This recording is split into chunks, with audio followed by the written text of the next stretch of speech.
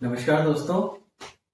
जोड़ों का दर्द जाड़ों में इस श्रृंखला के अगले एपिसोड के लिए हम लोग एक बार फिर से अपने हृदय पसंद डॉक्टर राधेश्याम के पास चलते हैं और आज एक नए विषय पर चर्चा करते हैं। तो सबसे पहले हम स्वागत करते हैं डॉक्टर राधेश्याम का। नमस्कार बॉस। नमस्ते सर। बॉस, जोड़ों का दर्द जाड़ों का लोग बहुत पसंद कर रहे हैं, बहुत लाभान्वित हो रहे हैं। उसी श्रृंखला में एक हम लोग नए समस्या के साथ, नई तकलीफ के साथ चल रहे हैं बॉस। तो स्पॉन्डिलाइटिस एक ये बहुत सुनने में आता है बॉस, ये क्या है? जैसा कि दोस्तों सर ने पूछा है कि स्पॉन्डिलाइटिस क्या होता है, तो हम आपको आपकी जानकारी के लिए बताना चाहेंगे। स्पॉन्डिलाइटिस एक ऐसी बीमारी है जो कि रीढ़ की हड्डी के जो जोड़ होते हैं उसमें सूजन आने की वजह से होती है। तो स्पॉन्डिलाइटिस दो तरीके की हो सकती है। एक तो होती है एंकोलॉजिंग स्पॉन्डिलाइटिस, दूसरी होती है नॉन एंकोलॉजिंग स्पॉन्डिलाइटिस। एंकोलॉजिंग का मतलब होता है कि जोड़ों का आपस में फ्यूज होते जाना। तो इसमें जो है होता है कि जब जोड़ आपस में फ्यूज हो जाएंगे तो जाहिर सी बात है कि पूरी की पूरी वर्टिब्रल कॉलम यानी कशेरुकदंड जो होती है वो फ्यूज होकर एक होती जाएगी, और जैसे बांस दिखाई पड़ता है तो एक्सरे में वो बांस जैसे दिखाई देने लगते हैं। इसलिए एक्सरे की फाइंडिंग में इसको बंबू स्पाइन के नाम से भी जाना जाता है। अच्छा, तो बहुत आपने बताया एंकाइलोजिंग और नॉन एंकाइलोजिंग दो तरह के हो गए। तो आज हम लोगों को किसके बारे में आप बताएंगे डिटेल में? आज हम लोग बात करेंगे एंकाइलोजिंग स्पॉन्डिलाइटिस के बारे में, क्योंकि जो गठिया है, गठिया का ही एक प्रकार ये भी है जो कि आपके रीढ़ के हड्डियों में होता है, और स्पाइनल कॉर्ड जो होता है, स्पाइनल कॉलम, उसको जो है ये अफेक्टेड करता है। इसलिए हम लोग आज इसके बारे में जानेंगे। तो बहुत स्पॉन्डिलाइटिस की तो बात हो गई, आपने कहा ना कि एंकाइलोजिंग स्पॉन्डिलाइटिस ये क्या चीज है? एंकाइलोजिंग स्पॉन्डिलाइटिस सर जो है एक जनरलाइज क्रॉनिक इन्फ्लेमेटरी डिजीज है। मतलब है कि पूरे शरीर में होने वाली, धीरे धीरे प्रोग्रेस करने वाली, पुरानी लंबे समय से होने वाली बीमारी है, जो कि आपकी बैक की जो रीढ़ होती है, बैक और बैक मसल्स को ये प्रभावित करती है। इसमें मेनली जो है आपका सैक्रोइलियल जो जॉइंट होता है उसमें इन्वॉल्वमेंट होता है। तो ये जो है, अगर इसकी बात करें कि इसके कैरेक्टरिस्टिक क्या फीचर क्या होते हैं, तो कैरेक्टरिस्टिक फीचर ये होते हैं कि ये लगातार प्रोग्रेस करती है, मतलब उसकी सीवियरिटी धीरे धीरे धीरे धीरे करके आगे समय के साथ बढ़ती जाती है। इसमें दर्द होता है, और जो है स्टिफनेस, जो आपकी रीढ़ की हड्डी है उसमें स्टिफनेस यानी कि जकड़न धीरे धीरे करके बढ़ती है।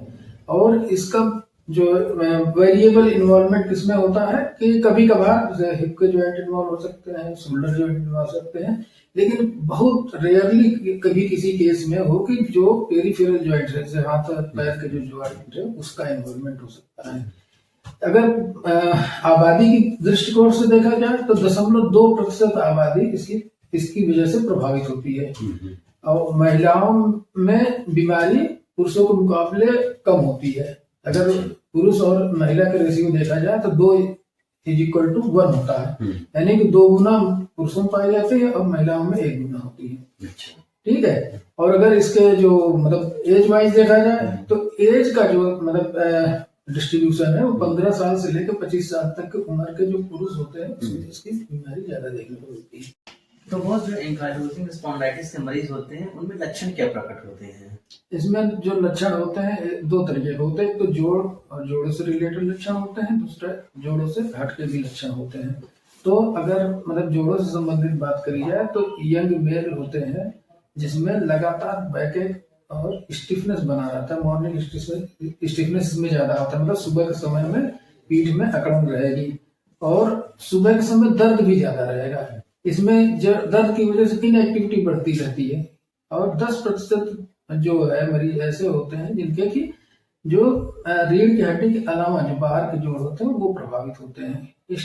जो स्पाइन होती है उसमें अकड़न बढ़ती है, और जैसे जैसे अकड़न बढ़ती है तो एक आप टेस्ट करके देख सकते हैं। अगर जैसे किसी सामान्य इंसान को अगर दीवार के बराबर में खड़ा कर दिया जाए तो वो अपनी एड़ी और पीठ जब दीवार से लगा खड़ा कर होता है तो उसका जो ये सर का पिछला हिस्सा है वो भी आपका एड़ी और सर का ये पिछला हिस्सा, जिसको हम अंग्रेजी में ऑक्सीपुट कहते हैं, तो वो दोनों दीवार के साथ सटे रहते हैं।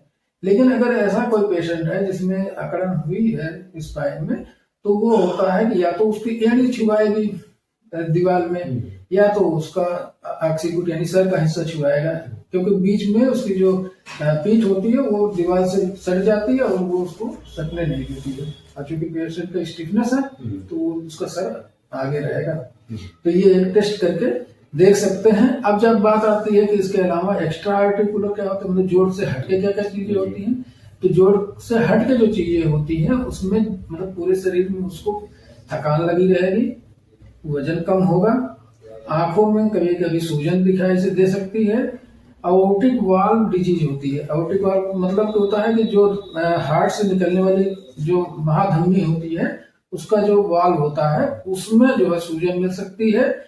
हार्ट जो होता है आपके मतलब दिल होता है तो उसमें सूजन आ सकती है, और कभी कभी जो है जो आपके फेफड़े होते हैं, फेफड़ों में फाइब्रोसिस हो सकती है, मतलब उसमें रेशे बन सकते हैं, जिसकी वजह से जो आपका लंग की कैपेसिटी होती है ऑक्सीजन टेक करने की और एक्सहेल करने की, मतलब बाहर निकालने की, वो घट जाती है। अच्छा जी। और यही जो है ज्यादातर जो पेशेंट होते हैं वो आखिरी समय में उनका रेस्पिरेटरी फेलियर इसी मतलब फाइब्रोसिस की वजह से होता है। तो बॉस, जैसे आपने बताया कि एंकाइलोजिंग स्पॉन्डिलाइटिस जैसे मरीज आएंगे तो उनमें ये समस्याएं होंगी, ये लक्षण होते हैं, तो इसका कारण क्या होता है, क्यों होती है एंकाइलोजिंग स्पॉन्डिलाइटिस? अगर इसके कारणों को देखा जाए तो एक तो फैमिलियल कारण, मतलब फैमिलियल मतलब होता है कि आनुवंशिक तौर पे जैसे पिछली पीढ़ी में हो तो इस पीढ़ी में होने का इतिहास पाया जाता है। और इसमें जो है HLA-B27 जो है टेस्ट कराने पे ये पॉजिटिव 95% लोगों में पाया जाता है ना। अब कभी कभार जैसे ट्रिगर्ड होते हैं, जैसे कुछ बीमारियां होती हैं, कभी बुखार हो गया, इस वजह से वो बीमारी को ट्रिगर मिलता है, मतलब कि एक इनिशियल पॉइंट या वो मिलता है कि हाँ यहाँ बीमारी वो मतलब शुरू हो सकती है, ये है। अच्छा, तो बॉस अगर कोई व्यक्ति आता है इस तरह की समस्या लेकर के, एंकाइलोजिंग स्पॉन्डिलाइटिस लेकर के आपके पास आता है, तो आप उसकी बीमारी में क्या क्या जांचें करवाते हैं जो उसको? जब ऐसे व्यक्ति आते हैं तो पहले तो हम उनकी हिस्ट्री देखते हैं, उनका पारिवारिक इतिहास देखते हैं, उसके बाद जो रूटीन ब्लड इन्वेस्टिगेशन है जैसे CBC है, LFT, KFT है ना, और जिस रीजन में वो दर्द बता रहे हैं वहां का हम एक्सरे भी करवाते हैं। और जो इसका डायग्नोस्टिक इन्वेस्टिगेशन होता है वो होता है HLA-B27 जो कि 95% लोगों में पॉजिटिव पाया जाता है और जो कि डिफिनेटिव डायग्नोस्टिक टूल है। तो इसलिए हम जो है इसको इस तरीके से देख सकते हैं। अच्छा, ये आप HLA-B20 ये क्या है चीज बॉस, ये इसका? जैसे रूमेटॉइड आर्थराइटिस में जो है रूमेटॉइड फैक्टर देखते हैं, हाँ। है ना, तो उसी तरीके से ये प्रोटीन है जो कि इसमें डेवलप होता है, जो कि इसकी जो इन्फ्लेमेटरी प्रोसेस होता है उसकी वजह से आपको दिखाई पड़ता है ब्लड के इन्वेस्टिगेशन में। चलिए B27 पॉजिटिव दिखाई देता है। अच्छा, तो बॉस कोई मरीज आया और उसकी समस्याएं हैं, सारी जांचें भी उसकी कंफर्म हो गई, तब वो आपके पास आता है, तो अब उसके पास उपचार के लिए क्या क्या ऑप्शन उपलब्ध हैं, घरेलू से लेकर के मेडिसिनल या सर्जिकल जो भी है, उसके बारे में विस्तार से बताएं वो। जब ऐसे व्यक्ति को जब हम डायग्नोस कर लेते हैं तो अब हम उसका ट्रीटमेंट पार्ट पे जब आएंगे तो 3 तरीके के ट्रीटमेंट हो सकते हैं। एक तो जो है जनरलाइज ट्रीटमेंट होता है जो कि मतलब गठिया से रिलेटेड जो भी चीजें होती हैं उसमें हम कर सकते हैं। दूसरा आता है कि हम चूंकि उसमें दर्द होगा तो हम दर्द को कम करने के लिए कोशिश करेंगे। और आज के टाइम में जो बायोलॉजिकल लेवल पे जो मतलब मॉलिक्यूलर लेवल पे जो ट्रीटमेंट है उसकी बात कर लेंगे। और अगर इन सब से भी मतलब उसकी बीमारी कम नहीं होती है और डिफॉर्मिटी है तो डिफॉर्मिटी को भी करेक्शन करने के लिए हमें सर्जरी की जरूरत पड़ती है। तो अब हम सबसे पहले उस पर आते हैं कि जो कि जनरलाइज ट्रीटमेंट होता है, मतलब ऐसा ट्रीटमेंट जो कि पेशेंट को एजुकेट करके किया जा सकता है। पहली बात तो है कि एजुकेशन में क्या है कि मरीज को उसकी बीमारी के बारे में हर तरीके से उसको इन्फॉर्म करना चाहिए कि ये बीमारी प्रोग्रेसिव है, ये उसको पता होना चाहिए। दूसरी, ये बीमारी कभी खत्म नहीं होने जा रहा है, ये उसको जानकारी होना चाहिए। ये 2 चीज जब जानकारी होती है तो पेशेंट बीमारी से लड़ता नहीं, बीमारी के साथ जीने की कोशिश करता है, ये चीज बताना पड़ता है।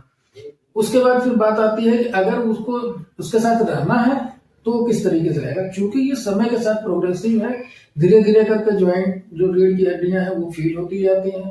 तो अब इसमें ये कहा जा सकता है कि आपको लगातार कुछ एक्सरसाइजेज जो कि आपको फिजियोथेरेपिस्ट और डॉक्टर सिखाते हैं, उन एक्सरसाइजेज को लगातार करना होता है। इसमें चूंकि जोड़ जाम होता जाता है तो एक्सरसाइज करना अनिवार्य विषय है। जैसे आप खाना खाते हैं, भूख लगती है, सांस लेते हैं बिना सोचे समझे, उसी तरीके से आपको अपने रूटीन में एक्सरसाइजेज को अपने जीवन के साथ जोड़ना पड़ता है।